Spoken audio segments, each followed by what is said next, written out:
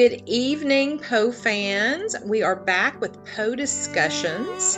Hey, Jeanie, how are you? I'm good. How are you, Carmen? I'm doing well. Just ready for our storms in Tennessee to move out of Dissipate. here. Yeah. Yes, Yes, I am too. Especially yes, when they try to bring tornadoes with them. I'm like, keep them. yes. We didn't ask for them. I didn't order any. They're not very poetic right now for the month of April. Well, they are for those people that are long-winded. Just That's true. saying. That's true. But Just saying. speaking of poetry, we have a very special guest tonight, and she Yep. is a poet herself, and that is Trisha Mm-hmm. Shufelt. And Trisha, if you Hey. would like to introduce yourself, we want to hear more about you. And so take it away. Sure. Thank you so much for having me. Yeah. I'm Trisha Leigh Shufelt. I'm an artist, poet, author. I always say jack of all trades, master of none. I always have my hands in a million things. Um, always thinking. Yes. But lately, mostly poetry. Okay. I still, I'm still doing my art and everything, but mostly writing and writing poetry right now. And just focusing on that. And of course, have a great love of Poe. Otherwise, I wouldn't be here. Yes. True. And you Absolutely. just released a new book. Yes. Actually, I That. released a few new books. Yes. And Um, I have these two. I was going to say, this yep. is the Unearthing Nevermore Golden Mm-hmm. Shovel, and Mm-hmm. then the Passion for Poetry. And so, Very if you, much. Trisha, if you want to talk about like all of the ones, like your newest books, Sure. let everybody Start there. know. Well, let's see. I kind of released the both books at the same time, but they're vastly different, obviously. The Unearthing Nevermore book, which is I have hard copy and paperback on that. It's Mm-hmm. not in Kindle, but I do have the actual physical copies. Okay. So Unearthing Nevermore is basically what it is it's golden shovel poetry Mm-hmm. Mm-hmm. inspired by Edgar Allan Poe. Now, if people don't know what golden shovel poetry is, it's a contemporary poetic form that was created by Terence Hayes. And what it is it pays tribute to a particular poet that you might like. Okay. What he did was he wrote a poem called Golden Shovel Poem, I Mm-hmm. believe that's what it was called. And it paid tribute to Gwendolyn Brooks, who wrote a poem called We Real Cool. So basically what you do is you take a line or a verse from a particular poem. So for instance, quote the Raven Nevermore. Okay. And you use each word from that line as your end word for the line you write. So the first Okay. line is quoth, second line is the, and the third line is raven, and so forth and so on, Okay. until you form a poem. And then when you're done, you go back and you read that end line, and it will reveal the golden shovel line. That's So cool. yeah, it is. And it's something I think that Edgar Allan Poe probably would have loved. Um, Yeah. I Back in agree the day. Like totally. I just because he always liked kind of puzzles and cryptic things. And Mm-hmm. I think he would have loved to create a poem where, you know, something's revealed at the end. Uh, Yeah. so it's instead of like I guess it's acrostic Yeah. poetry At that the you take a Mm-hmm. beginning, word, yes. Mm-hmm. but it's like a particular like one word. This is an Yes. entire verse. Yeah. I think he would have totally loved that because it would have Hmm. added that level of kind of mystery, Right, especially not letting anybody know if he was doing that. So that, yeah, right, that would have been really cool. right. Yes. Um, so it's filled with it's got 30 poems in it. And I was looking at it today. It's kind of funny. I haven't actually read over the poems in the book, since I released it. So I figured Okay. I'd go back and get familiar with the poems again. So I reread the entire book, and there's like, I believe that I reference about 22 of his either poems, stories. There's a couple letters I reference. Some of them I repeat, like I use a couple phrases from The Raven. And there's so a couple of them are I borrowed from a few times, but they're different phrases. They're different Absolutely. lines. Yes. Yes. And then and it's also, it's filled with my artwork. So there's Yes. And it's illustrations throughout. beautiful. Yes, it's beautiful. And those illustrations actually came from the Poe Tarot, which was the first Edgar Allan Poe themed project I ever did. Right. Yes. And Red Feather said, sure, go for it. Because I contacted them and I said, I want to use some of my art for this Unearthing Nevermore. And they were like, yeah, go for it. So, oh, that's great. That's great. you know, Yes. And I think, didn't you win a Saturday Visitor Award for the Poe Tarot? well, I was nominated on the Poe Okay. Tarot. I did not win that year. Okay. Okay. But the Ghosts of Nevermore actually did win last year That's right. a Okay. Saturday Visitor Award. I wasn't able to attend the ceremony, but I did, did get the award, which was really Yes. nice. Yay. So yeah, it Yes. was very Yes. nice. Because that is a lovely book of your Thank you so poetry. much. Yes, it And And that's is. another speaking, one that's sort of, it's inspired by Edgar Allan Poe's stories and poems and everything. So, and filled with artwork as well. Yes. cool. Well, I was wanting to talk about the golden shovel for just a second Sure. because you're using excerpts from Poe's poetry and short stories and everything. As language, how difficult or easy was it for you to kind of match your writing and stuff to fit with his wording and his word, cues and all those kinds of things? Because I know for a fact that some of the stuff that we read nowadays, especially being a teacher in the teacher classroom, is extremely difficult to get kids to understand or acknowledge the language because it's so, I hate to use the word, but it is old language. It's kind of like if we were reading back to Beowulf or Gilgamesh or all those. So, how difficult was it for you to kind of integrate you with Poe in the language to make it flow? Okay, I'm rhyming. I got to stop that. All right, good. No, that's a good thing. Sorry, did not mean to do that. Go ahead. That's actually a really great question. It's funny. I've a few times with my editor, she's pointed out to me, that's a archaic word or like an old word that nobody knows what that means. And I'm like, well, put it in anyway. Because I like old words. Like Yeah, me I will too. look up. Yeah, I have books full of like weird obscure words, or if I'm reading poetry, I'll underline a word that I go, what, I don't know what this means. What does that mean? And I'll look it up. Yes. Yes. And then I log it down because I'm like, I'm going to use this in something. But it's interesting because when I write Poe, I don't know what it is, but it's like when I really start getting into it, maybe because I've read so much of his poetry, his stories, it just seems to come pretty easily. I've always liked, like I said, I've always liked words that are obscure or language that is older. Like I love Shakespeare and I love,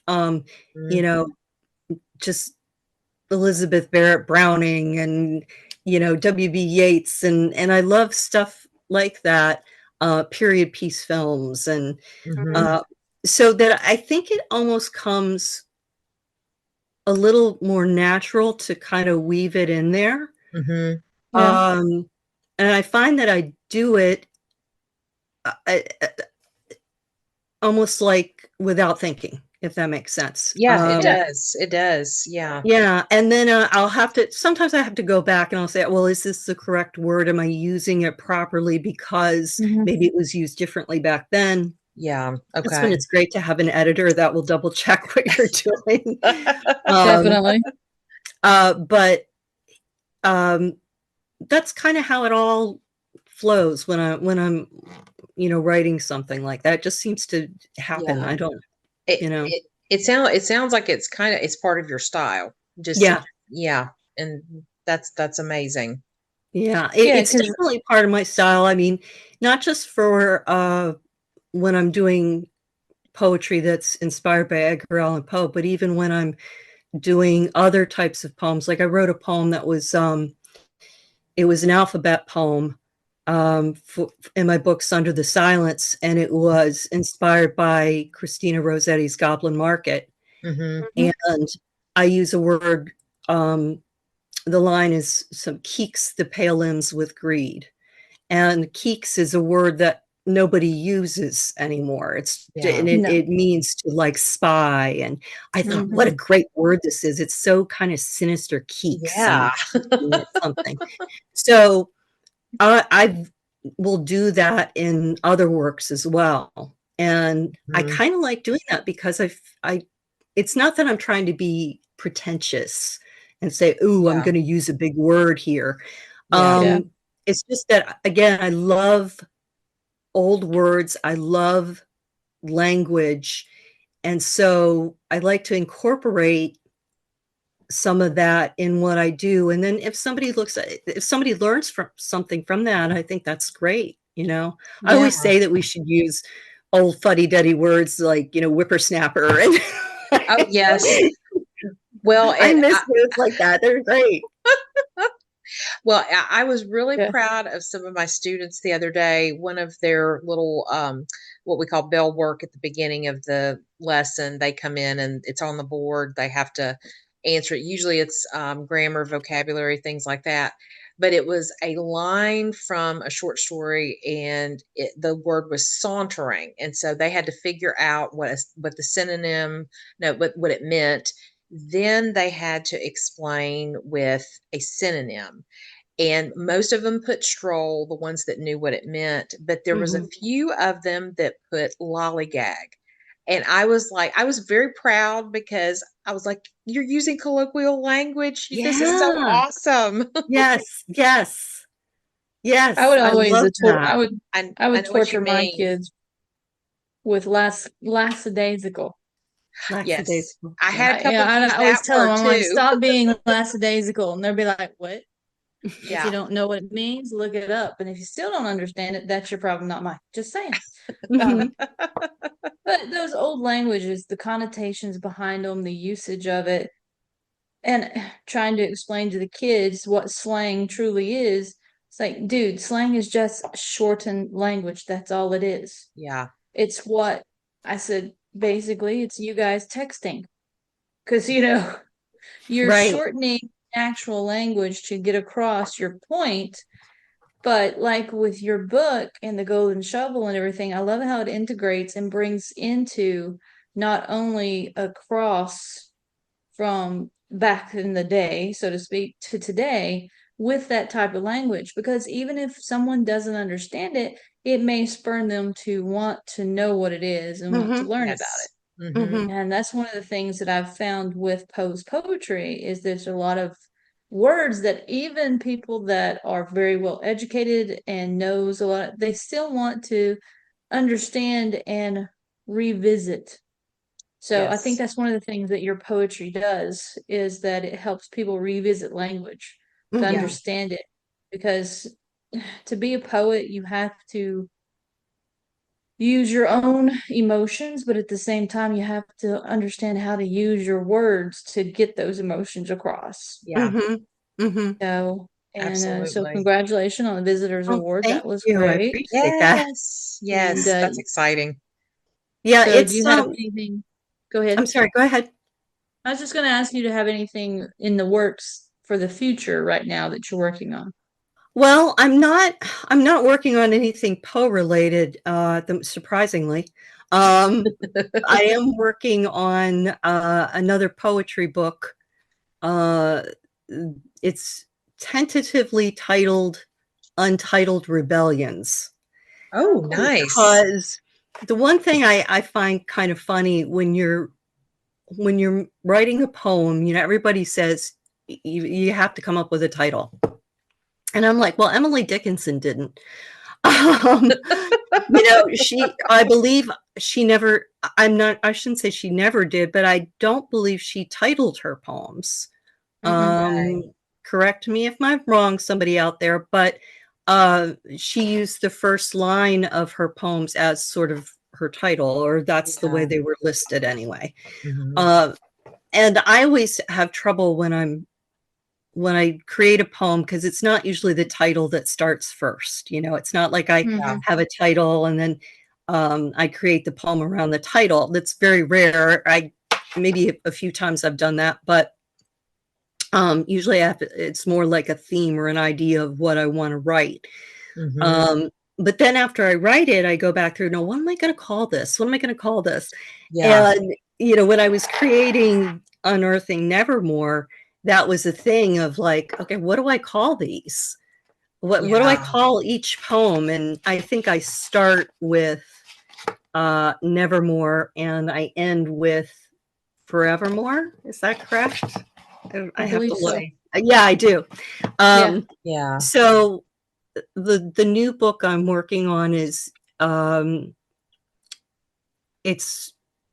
purposely hoping that I don't that's why it's tentatively titled Untitled Rebellions, Yes. because I kind of want to keep it that way, but we'll see. Once you get down to the wire and then suddenly you come up with something, it's like, oh, but this would be a great, Yeah.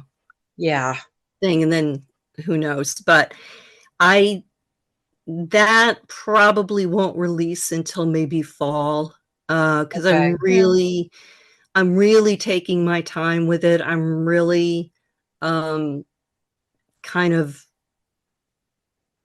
well, there's been a lot of things going on too, so it's like I write when I Yeah. can. It's not as almost like the other projects where I was like intensely focused on them, and so I was able to get them done a little bit quicker. But so it might be a while before that one comes out, but this Unearthing Nevermore, it's funny because it evolved from writer's block. Oh, wow. I Okay. had intense writer's block at one point, and I was so stressed, and I was like, that's it, I'm done. I'm dried up. I can't write anything Yeah. else. And I had a few workshop books, and I want to get the name correct here. Look over here. Diane Lockwood. Okay. Diane Lockwood. She has these great workshop books that basically they're prompts and descriptions and everything like that. So I was like, I'm going to pull out one of these books and I'm going to go through it and just see if it sparks something in me. Because when I get writer's block, I'll just go do something else. Like I'll paint, or I'll sculpt, or I'll watch a movie, or I'll read other people's poetry and see if something ignites me. And this was like one of those things where nothing worked, nothing. Oh, wow. And Been there, done that. yeah, so I pulled out one of her books, and one of the prompts was this golden shovel poetry, and I'd never heard of it. And I went, oh, this is kind of neat. Yeah. All right. So I think one of the first poems I wrote, which I included in Unearthing Nevermore, but it was actually first appeared in Sunder the Silence, was based on Poe's poem Alone. Okay. And that was one of the first golden shovel poems I wrote. And it's a long one. It's actually usually, because most golden shovel poems are fairly short. It's a line, and this was like 2 pages, Oh, wow. Yeah. So it's one of his longer, I don't know if I have it quickly that I can reference it. But Find it. it's one of the longer golden shovel lines. And so I did that, and it was interesting because the words came fairly easily. It's funny when you're writing a golden shovel poem, because you have that word at the end and you have to end with that word. Sometimes it can be a little difficult. I can only imagine. Yeah, and there have been times where I've written an entire golden shovel poem and I've gone, oh shoot, I forgot that word. Like, because I'll get on a roll and I'll delete it somehow. I'll delete the end word, and and then I'll go back and I'll read it and I'll go, that's not right. Oh not no. what the line is. It almost to me is like a math problem where you're fitting everything in, which is kind of cool to me because I have a little bit of that kind of side of my brain that it speaks to me sometimes. That sounds really fun, that aspect of it. Yeah. It is fun. It can be a little unnerving when you think you've created something really great, and then you've got to go back and adjust it because you forgot you erased one of the lines by mistake. Yeah. So that happens, but and then I also found what it did was, well, not only did it spark me to create, and I was like, okay, I love Poe. How about an entire book? Can I do it? I was challenging myself. It was like, okay, let's see if I can really do this, because and have the poems each be different, because I didn't want them all to, be the same. Obviously, I didn't want it to totally reference the stories. Maybe a little bit here and there, but I wanted it to be my voice as well as, what I was thinking or feeling, because there's a lot of poems in there that are about anxiety and sort of like going down the rabbit hole of your thoughts. Of one of the poems I wrote was about, I don't remember which one exactly, but it was about this is kind of morbid, but it's this thing of, we go through our lives and we pass our death date every year, but we don't know what that date is. We don't know the day we're going to actually pass. Okay. Right. But we live that day, and it's like, is there something within us that somehow senses that's the day? So I wrote a poem around that, of my thoughts on that, because it just hit me one day. It was like, oh, that's kind of a weird, thing in the back of my mind. And because I think I'm a person who had to face, I'm a breast cancer survivor. I had a very, very aggressive form of breast cancer. So death was something that was very present with me. And kind of like Poe, in that sense, Poe was kind of surrounded with that his entire life. I always, when that happened to me, it was like, I almost said it was like death as a companion. And that I had to come to terms with it. I had to look it in the eye, face it, face how it made me feel. So there are themes of that in the book. And I talk about, as a matter of fact, there's a poem where I use a line from the Red Death, Mask of the Red Death. And it's a very personal kind of the experience I had when I was going through cancer treatment. So there's definitely a lot of me in there as well. Yes. Yeah. And it's I I really enjoyed reading the poems, and it's something that I'll go back to, you know, like, oh, I remember this, so I'm going to come back and reread Mhm, it, because I like to mhm, do that with poetry. Because it just, I don't know, sometimes you just need something to kind of quantify, qualify your feelings, or just, mhm, and it's mhm. like poems do that for me. Oh, So, absolutely. yeah, so I that's, have poets that, um, I'll read something and then it'll resonate a certain way at a mhm, certain time in my life, and then I'll go back and I'll reread it again, and it's like I'll suddenly go, "Oh my gosh, wow, yeah. that that hits me completely different, Yeah. um, in a different way." So, Mhm. um, definitely. And I've always felt like that with Poe's work. It's Yeah. like when I think about when I first read Poe when I was really, really little, and then well, I say little, like I was short. I was younger, when I was younger. Oh, Um, and then, as a teenager, and then yeah. as I got older, and then when I really kind of revisited Poe when I was working on the Poe Tarot. And I had to really dive deep into it, and, Yeah. Mhm. um, that just reawakened sort of my passion for his Yeah. work. Oh, that's really neat. Yeah. Well, and Poe is a definite master when it comes to mortality in Mhm, his Yeah. work. He Yeah. comes across and he brings you with him through his work. And Mhm. so every time, like with the golden shovel, I was like, oh, Poe's a silent partner because mhm, he is Yeah. putting himself in there with you.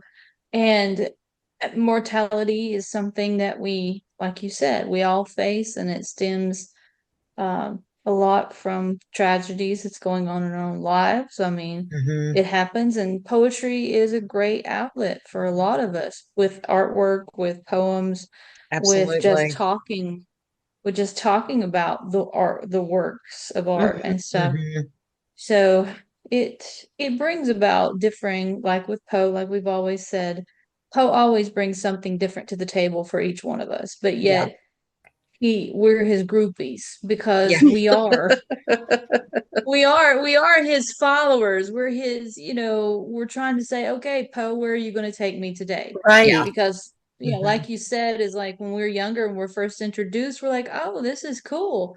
Then as we get into teenage years, things change, hormones get in, and then we'll read it again and we're like, whoa, that's not Right, right. right. Yeah. And then It now in the time of life that we are, it's like, oh, I get it. I yeah, really Yeah. get yeah. I love what you said about Poe being a silent partner, Mhm. because I've definitely felt like that when I'm not only when I'm writing, it. Hmm. uh something that's Poe inspired, but, when I'm reading it, it's Hmm. almost like he's right there over your shoulder Yeah. Yeah. going, "Yes, you get that, don't you?" You know, there's Oh, there's something about that, yeah. and I also think, like, as I'm writing something, what would Poe say here? What would Hmm. he Yes. how would he Mhm. word it? How would he come across? And, um, so yeah, I love that silent partner. That's really cool. Yeah. It's just, that's the way I've always felt with Poe and others like him that have inspired me in my own life. Is Mhm. it's like it's that when you're younger and you have that imaginary friend, Mhm, Yeah. that's somebody that you can truly share everything about you with, that you don't have to worry about any kind of judgment. You don't have to worry about them going off and spilling everything and you mhm, getting, that. But yeah, Poe's like that for me. He's my silent partner. Mhm. He's the guy that I talk to, that I tell my troubles to, that kind of gives me my inspiration because he's like, "Oh, I did that. You need to go mhm, read this. Yeah. You mhm, need to go, talk about this and you'll see." And so, yeah, I think that's what makes a lot of us that are Poe populars or Poe popular fandom is because we do have Poe as our silent partner. We've grown up with Yeah. him. We still feel him and still understand him to a certain Mhm. degree. Mhm. Yeah. So I agree. And he shows up in some of the most weird places that, it's Poe. you never imagine. And like I can be watching something and I'm like, ooh, that's like a hint, like an allusion to Cask of Amontillado or something like that. Mhm. It's Mhm. like, was that purposeful or was it just something that's coincidental? So I always, wonder those things. Mhm. Trisha, you mentioned like when you were younger and reading Poe. So how did you first connect with Poe? Like what was your first Mhm. experiences with how Poe came into your life? The first memory I have was sitting in a circle in elementary school, Okay. and I don't remember what grade exactly, but Mhm. we were reading The Raven. Mhm. Um, Nice. the teacher was having us do line for line in the circle, Oh, each person. fun. Okay. And, A of round course, robin. yeah, and A I round don't know. raven, sorry. Yeah. I don't Oh, I know. love it. I don't know if I truly understood what I was reading at the time, Mhm. Mhm. um, but that would probably be my first memory of connecting with Poe. And Okay. then I think as I was a teenager, I think I read some of his love poems, love what Mhm. like Annabel Lee, Mhm. Mhm. um, Yeah. you know, that kind of thing. And, being a teenager and the first types of poetry that I ever wrote were like very Moon and June and, stars and unrequited love and things that I knew Yeah. nothing about because Right. I didn't have a real boyfriend until I was like 19 and a half. So Yeah. I had, Nothing wrong with that. in my No. head, a romanticized version of what love was. Mhm. And, Mhm. I would read Poe and I would go, "Oh god, that's just Annabel Lee," Mm. and, the way he felt about her and, it that I remember that. Um, and then I got into the darker poems as I got older, probably because I don't know, maybe I was angry about something or, Yeah. but, I Getting remember older. right. Yeah. That makes me angry. Okay. I remember the Mask of the Red Death making a big impact on me. Okay.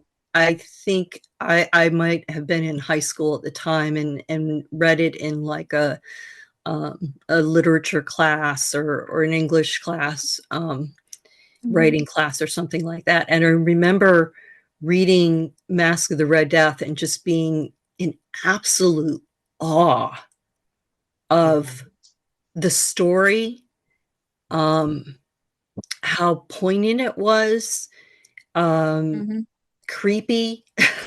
Yeah, it That is. Oh, yeah. yeah, and just the use of, like, the colors and the rooms and, Mhm. what each kinda symbolized and meant, and then I later went on to write, when I did The Ghosts of Nevermore, I did a short story called Memento Mori, and I Mhm. based it on The Mask of the Red Death because that was one story that always really stuck with me, Yeah. and, I just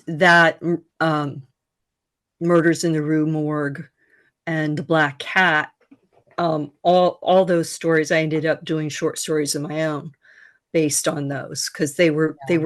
they were big impact stories for me from Poe.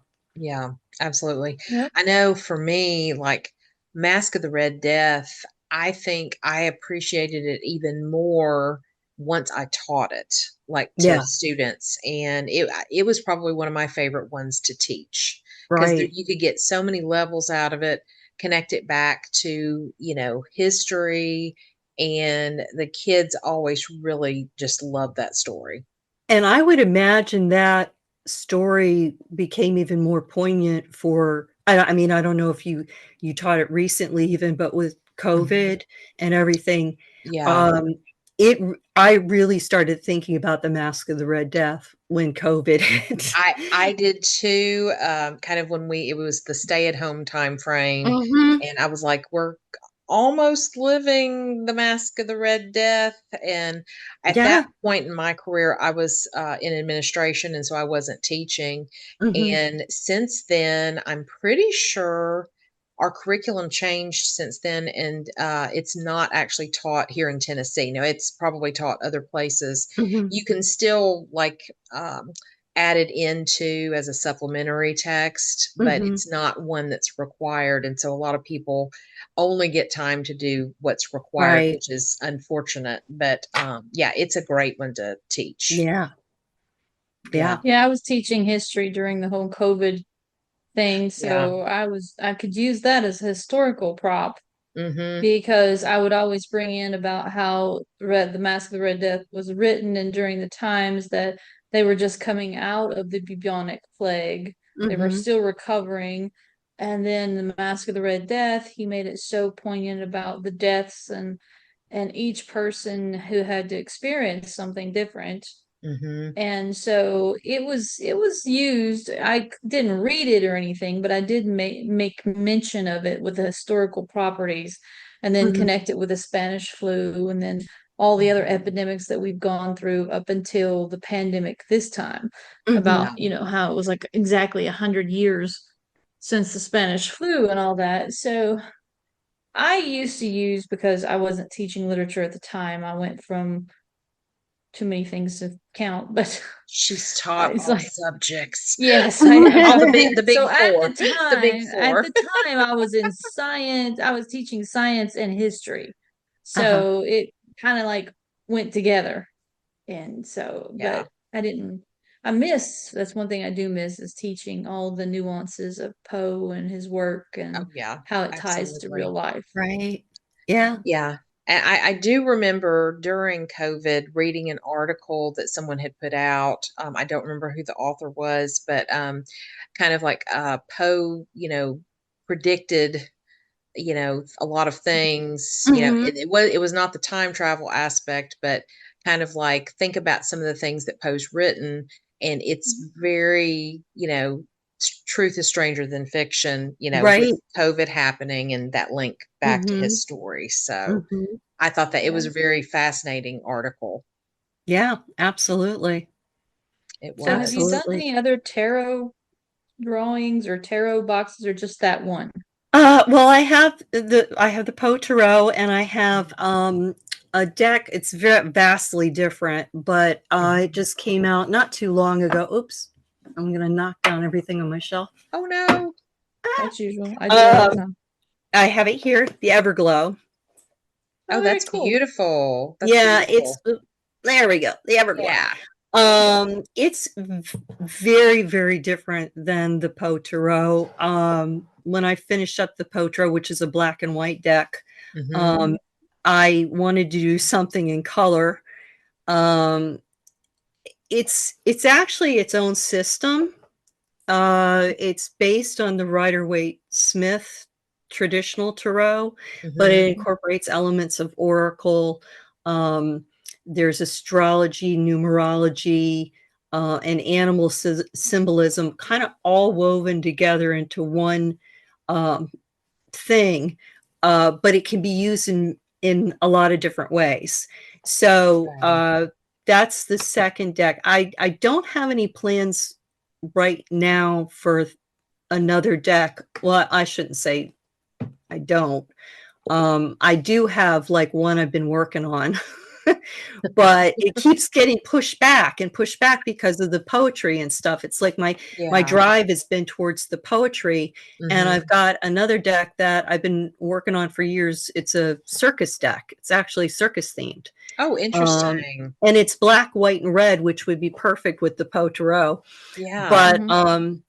it's probably a little over half done, And if I Mhm. really spent time on it, I could probably finish it and get it done, but I keep getting Yeah. distracted. It's like, "Oh, look, a chicken," and I go in that direction. And, you know, Oh, plus it's like I got bitten by the poetry bug, and I've yeah. just been on that bandwagon. And, you had mentioned the other, the books I'd come out with, and I actually, I did another thing that was, um, kind of like a journal. Um, Yes. Mhm. it's called Passion for Poetry, a poetry review journal for poets and poetry lovers. And Mhm. there's actually 2 versions of this. This is the Okay. first version, and then there's an expanded version of Okay. it. Okay. Um, and I'll tell you the difference between the 2, but essentially what it was is, if you like most writers, and poets and stuff, we have these little notebooks. We have notebooks everywhere. Yes. Or we're jotting down notes in our phone or It, on little paper napkins and pieces of paper. here's here's one of mine, and it has all kinds of stuff. Yes. Yes. So you have everything in like various different places. And then you've got to go back and like, okay, what journal was that in? Was it in my phone? Was it in my notebook? But we'll keep like Mhm. lists of words that we like or Yes. phrases that we like.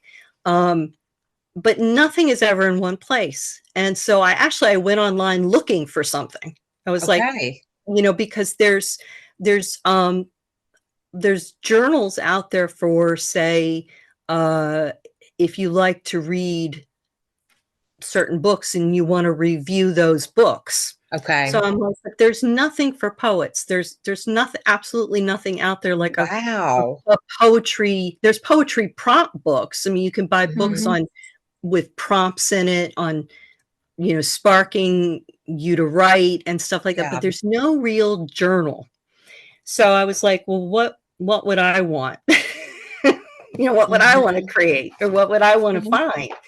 So the first one, basically what it is it's templates that are Mhm. you have the poem, the author, um, the style or type of poem it is, the year it was published, the book title, and then you can add keywords or phrases that you liked, Mhm. and your overall impressions of that poem, like what stood out to you. And then there's a little area that says spark the poet, and that's for like maybe there's something about that poem that has sparked the first few lines of a poem for you that you want to Mhm. Mhm. create. Yeah. So that was kind of, I think, yeah, that's mostly what that one is about. And then it's got a glossary of terms in the back Mhm. of, um, poetic forms and styles. And not everything is in there because there's so much. Oh, Oh, there Oh, is, but I thought this was a very good range of for someone that doesn't know a lot that wants to learn. right. Absolutely. Because Yes. when I started researching, I was like, there was so much. And I thought, well, a lot of these are very advanced.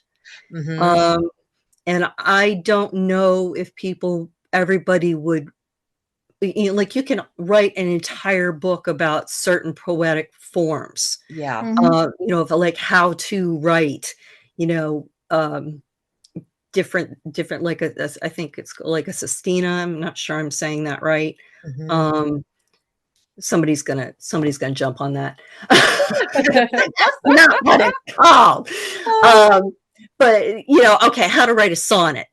Yes. Okay. Yes. You could write an entire book on how to write a sonnet Yes, and Mhm. absolutely. examples and this type of a love sonnet and this sonnet and or whatever. Mhm. So I didn't want to get too in depth with it, but I wanted to give enough that somebody could go, okay, that makes sense.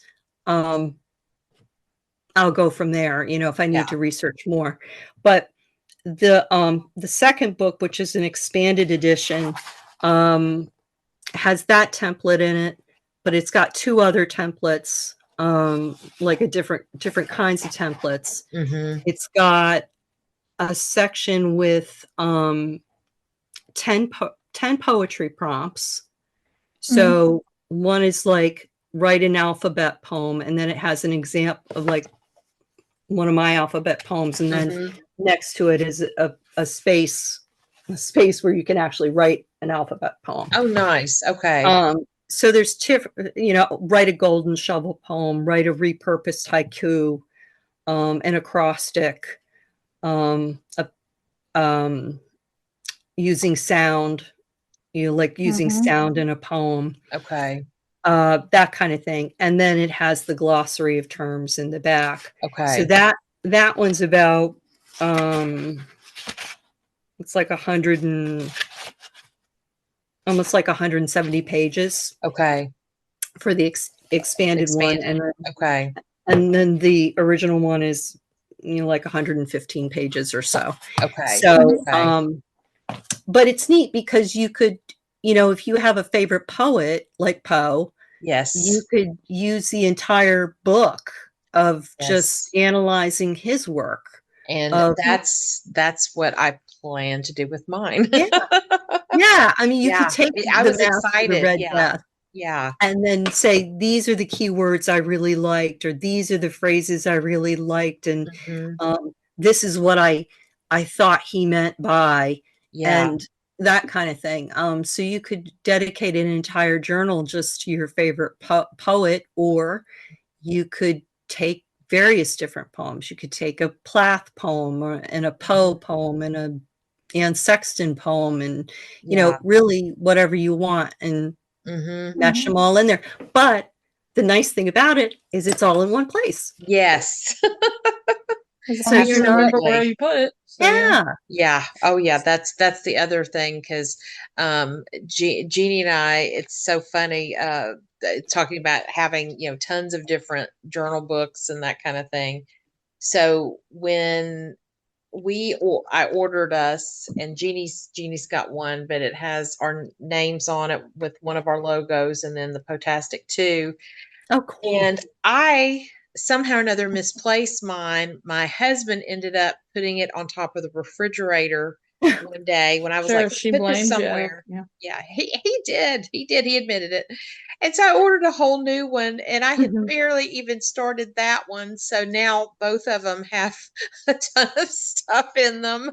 Right. But I'm always like, where did I put them? And because one's usually on my desk, one's sometimes on my end table, and then sometimes it's on the coffee table. You never know where it's going to end up being. So I have papers, and then I have stuff on computer, like various different. That's how a lot of times I'll start writing, is I will jot down words or phrases that appeal to me. Yes.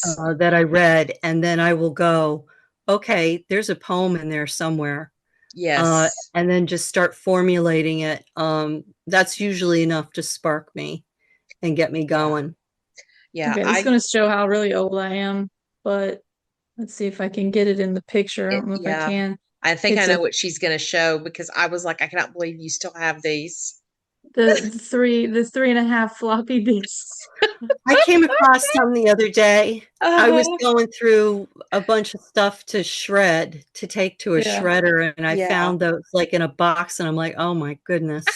Oh yeah. And all of those that I have, I mind you, have nothing but writing on them. Yeah. When I used to build websites and everything to hold a lot of stuff, and this was way back when you didn't have these nice little things you just had to click and make a website. You had to code it, and so I have all my codings and everything on those. And I'm thinking, I don't even know if I can find a little thing to stick those, and it would be readable in today's technology, but I just can't seem to want to get rid of it. I can't, because all those ideas, I guess, is what bothers me. But the one good thing about having our cell phones is we have the electronic copies if we can't trace down the paper copies. Yeah. As long as we have written them in the electronic copies. Yeah, that's true. Right. So, yeah. Those are really good. I use Google Keep, which you can make little notes to yourself, color code them, add a collaborator. do Mhm. check boxes, all these kind of things. And so I will periodically, like while I'm driving, think of an idea for a poem or a short story. And I'm like, oh, if I don't put this down now, I'm going to forget it. And so at Mhm. a stoplight, I'll put it in there real quick, or when I get to school. Right. And I have so many ideas in there, and some of them are deal with like murder mysteries and things like that. And so I told my husband, I'm like, if anybody ever found my phone and got in this, this is a Oh, demented yeah. person. I think about that sometimes, like, if they ever went and looked at my bookmarks or my Mhm. history on my Yeah. computer of like things I've looked up. Yes, I Yeah. know. Because, like when Yeah. you're writing Poe, you're writing some dark stuff. Yes, So, yes. And I'll you're go, okay, researching a how do you poison blah, blah, blah. Yeah. Yeah. It's like, they're What's gonna, the perfect she's just a poison to writer. use, or Yeah, Oh, I she's a know. writer. It's okay. Um, Oh my goodness. But But it's funny that you said that about jotting stuff down, because I can't tell you how many times I wake up in the middle of the night with an idea. mhm. Mhm. Um, I often will hear words when I swear I write when I sleep. You probably Um, do. You yeah, probably I really do. believe I do, because I'll wake up. I do most of my writing in the morning, Okay. and I will wake up in the middle of the night and I'll hear a phrase or a line or two or something, and I'll go, Mhm. wow, that's really good. I got to write that down. Yeah. Yes, And I yes. fall back to sleep. Oh And gosh. and I think it's okay. And all my brain will do this too. That's okay. You'll remember in the morning. And no, it's gone. It's It's yeah. gone. Yeah.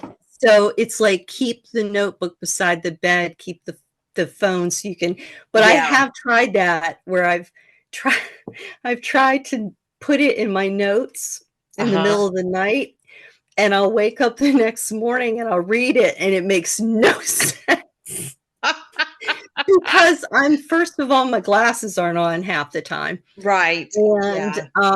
the words are garbled. It's like there might be one word I recognize, but the rest of it is all typos. Yeah, So or I have it'll to autocorrect decipher. or yeah. Yeah, I Yeah. have to decipher what it was I was thinking. So it does get comical at times when I'm I trying to bet. figure that out, but Oh my goodness.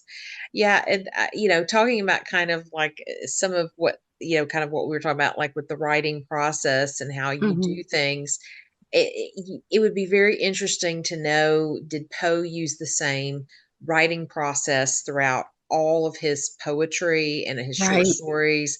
Or, was it kind of like those ideas that just pop in his head and he wrote it down? Or it'd be mhm. very interesting if we could know that.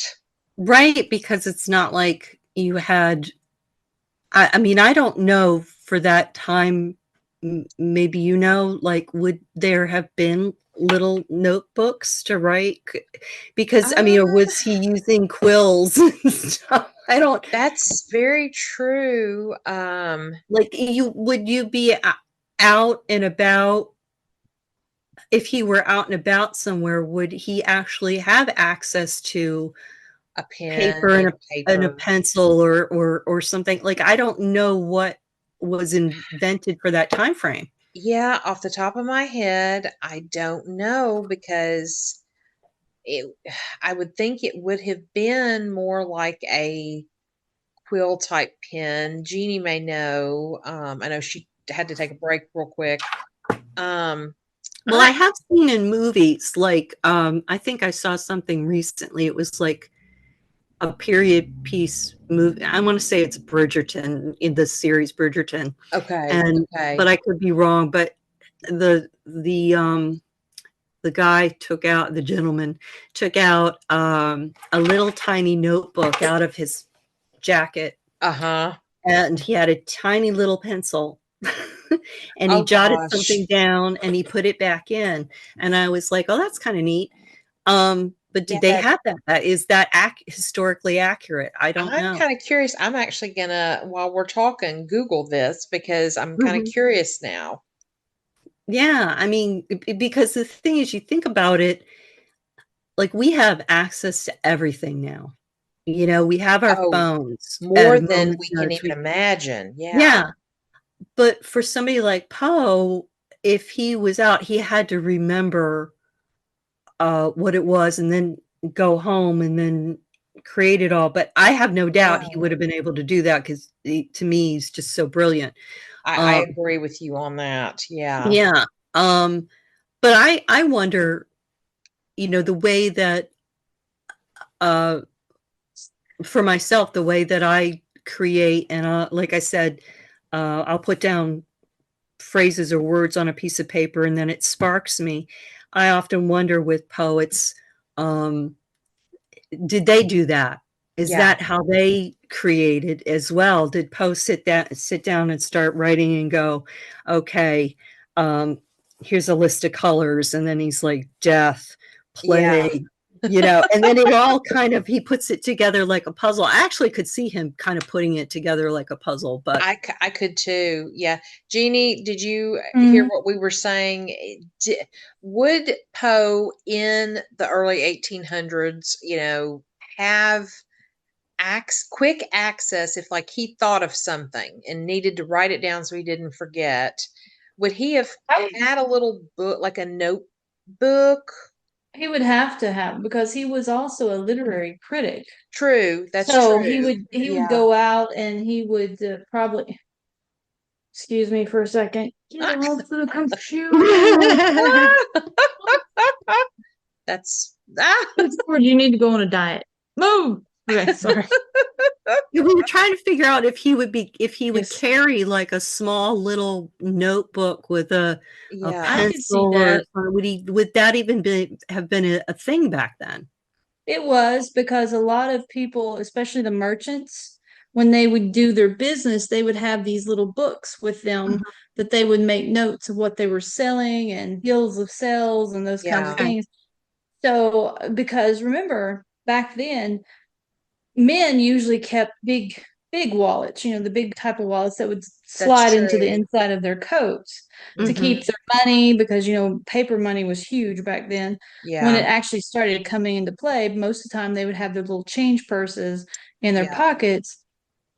So yeah, I would see Poe being able to be that person to carry around like something, a little bit of a notebook, and it Mhm. wouldn't be what we would see today. It wouldn't be like a little, just a little something that was made out of the white parchment paper. Yeah. It would be more apt to be a type of parchment paper, some Mhm. Yeah. papyrus of some sort that was a little durable, but they could carry it around. And yeah, because I would see when Poe would go and interview people, maybe for literary works, he would have something with him to write something down. Mhm. Hmm. Mhm. And they wouldn't use, I mean, some people might have carried around a quill pen and some ink wells, but Yeah. most of them, they would just have these shards of wood that would be burnt at the end and use that as a writing utensil. Okay. Yeah. So it would definitely be something that Poe would have on hand Yeah. because, like Trisha was saying, that he was probably brilliant enough that he could remember things. I But at the agree. same time, also on some of the studies, like Lord Byron and Percy Shelley and Shelley. all Hmm. those, they would they would get together and have like these writing circles. Yeah. That's how Frankenstein came into existence Yeah. Because it was kind of a because contest in a way yeah, it with was Mhm. a them. contest. Yeah. Mhm. They were Yeah. sitting together and they were challenging each other to write the perfect horror story basically, Hmm. or monster story. Yeah. Mhm. And Mary Shelley was like, "All right, I want in on this."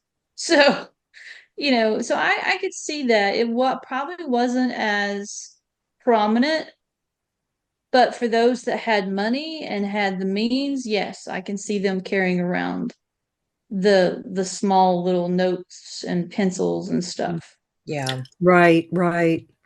Yeah. So it would be, why are you giving me attitude?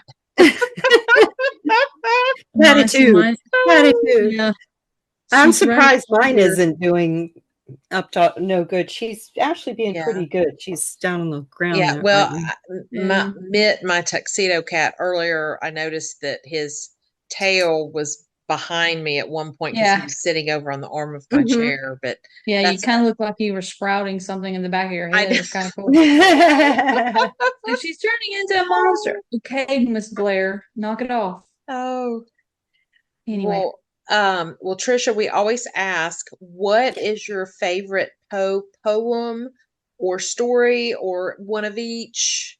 We always like to know that. Uh, it changes all the time. Hmm. mhm. It really I does. understand.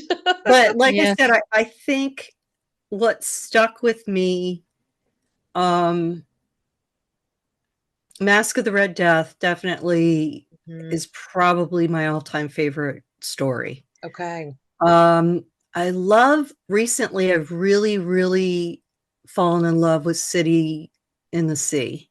Yeah, that's a Uh, great one. yeah, just really, really fallen in love with it again. It just something about it. Maybe because from watching Follow the House of Usher recently on Netflix, Mhm. I just love the way that I can't remember her character's name. It's escaping me. But Uh, how she delivers some of the Madeline? lines from City in the Sea, Oh, City in the Sea, sorry. the way she um, says it, it just was gives it me cold chills. Verna? Verna, Yeah. yeah, Yeah. yeah. Yes. Yes. Um, the way she delivers some of the lines just absolutely give me cold chills. Yes. Just, Absolutely. ugh. I agree. Yes. I love when she says, "But lo, a Mhm. stir is in the air." There's just, ugh, Yes. I Yeah, I get know. cold It chills gives just me thinking chills about it. now thinking about I it. know, there's something about it, but, yeah, probably those 2. Annabelle Lee for a long, long time has Yeah. always been a favorite, but Yeah. yeah. Yeah. Oh, I know. And City in the Sea, we talked about this on the poetry reading day because Virginia read that one Yeah, and aloud. then I did And the video for you for that. Mhm. Well, not yes, City in the Sea, but it was my interpretation of, it was called yes, Asleep, but it was based yes, on, yeah. Yeah. yes, exactly. Yes. And it's one of those of Poe's poems. It's so good, but it doesn't get as much credit as some of No. the more Like known The ones Raven. that, yeah, the ones that are taught in school. And Mhm. it's like, it's just a shame. Some of his, like that one, are not more out there for people to really engage with. Mhm. Mhm. Yeah. Yeah, I think it's, everybody immediately, gravitates toward The Raven because it's so known. Yeah. And Mhm. it's beautiful. I mean, I absolutely love The Raven. Oh, yeah, There's absolutely. just it's so musical and there's so many you really get the visuals in it in the words themselves, but uh like you said, there's other poems that there's just it would be nice in a way if people Mhm. knew more about them. Yeah. And City in the Sea is definitely one of them. Oh, I love your kitty cat there. Yeah, I know. I feel like she's a part of the podcast Aw. tonight. She's made herself. She's enthralled by Aw, your renditions and ideas there, Trisha. She's just Yes. staring at you because she looks You like can she's looking tell. down. that's so cute. At least she's Well, not glaring at me anymore. what's Yeah. funny? When I say when I watched your God, your video with Mhm. all the poets on it and Oh, yeah. everybody Yeah. reading, and I had to laugh because when my videos came up, the one video for The Raven and the Rook, I Yeah. don't know what happened. This is the weirdest thing that has ever occurred. The audio was correct. Okay. Yeah. The video was actually from a completely different poem, and I don't know Oh, how the 2 wow. got spliced like that and then sent to you because I'm like, they're two totally, it was weird. It was like some ghost was messing with the, Oh, that's weird. it was supposed to be a completely different video. Video. It was actually an image of like a raven. And I'm Okay. Yeah. going, what in the heck is this? This Oh, goes with, wow. it went with a completely different poem that had nothing to do with Poe. And Yeah. I was like, this is weird. Why is this like this? And because I even looked at those videos before I sent them to you, and I went, I don't know why they have that. That is the weirdest thing I've ever seen. That is bizarre. Yeah, Yeah, but it's just your like, poems were fantastic, and the I'm just videos Mhm. glad were the audio great. was right. Yeah, Yeah. yeah. Oh, absolutely. Yeah, no, it was great. Yeah, we Technology. You gotta love yeah, it Well, oh, I here's my sometimes. know. kitty. Here's Yeah, my Yeah. kitty yes, we see her. back there. No, this way, this way. Yes, Yeah. yeah, Yeah. yeah.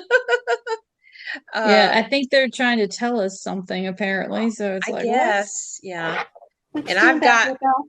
I've got two boy cats, and they're probably outside with my husband. So Probably. You want to come up she, and say hello? Do you want to come and say hello today? yeah, I feel like She's like, Jeannie no. Freebird was a host Mhm. tonight. Yes, she was. She Yeah. was. She got Oh, tired. now Here's Trisha, Bella. remind us what her name is again. Y'all. This is Bella. Bella. That's right. Bella. Yes, She's she is actually, beautiful. she's a tortie, just like what Yeah. Poe had a, Katerina. yeah. Yes. So she's a tortie cat, and she's just a love bug. Oh, that's She's so an awesome. absolute, except for when Ah, she's hitting you in the face with her tail. No, exactly. She is, that's Yes, normal. she's beautiful. she is a I can't sweetheart. face a day. So, yeah, I can't face Oh, a day without getting slapped in the face with a tail. So yeah, Mhm. that's exactly it's right. weird. That's the way they let you know that they love you. That Yeah, yes. that's one way. Ah. Yeah, and then all the scars that pop up on you because they've attacked you because you did something wrong or something. Oh, I know. They're worse Um, than toddlers. Okay. But yeah. but yeah, the poetry reading, we had such a good time with it, and Mhm. we're Mhm. definitely going to do it again next year because Oh, it it was, just yeah, it was we had fun. a great day, and Mhm. we're so happy we decided to not just have people on live. That way, we had more opportunities for people to be with us in Mhm. spirit. If they couldn't Mhm. be Yeah, there I in so person. wanted to be there, but I had a bunch of stuff going on that day, so it was, Understandable. it Yeah. was nice to be a part of it, though. Yes, Thank you. absolutely. Yeah, and Yeah. we were so happy you were. Yeah. And And that Trisha is you're gonna one of our be judges. yeah, she's one of our judges for the poetry contest for the 2nd year in a row. Yay! Yep. And, Yay. so, those of you out there watching and listening, definitely get your poem together and submit it. Mhm. The link is on our sixdegreesofpoe.com, and go to the tab of Poet Like Poe Poetry Contest. 2024. Yes. So, Awesome. Trisha, it has been a Mhm. pleasure talking to you. This has been amazing. Oh, it has. It's been absolutely wonderful. Thank you so much for having me again. I really appreciate it. Thank you. Yeah. Thank you. And we look We look forward, forward to seeing you. Yeah. yes, seeing you and seeing new works come out. And Mhm. I'll share with you, like, once I start this summer working with this, I'm excited about it. Oh I'm really yeah, excited about it. absolutely. Let me know how it works out for you. Yeah, absolutely. Absolutely. Okay. All All right. right. Well, I Well, guess, Jeannie, we are we are Poe Poe out. out. All right, you always lag. It's like, what the world? Okay.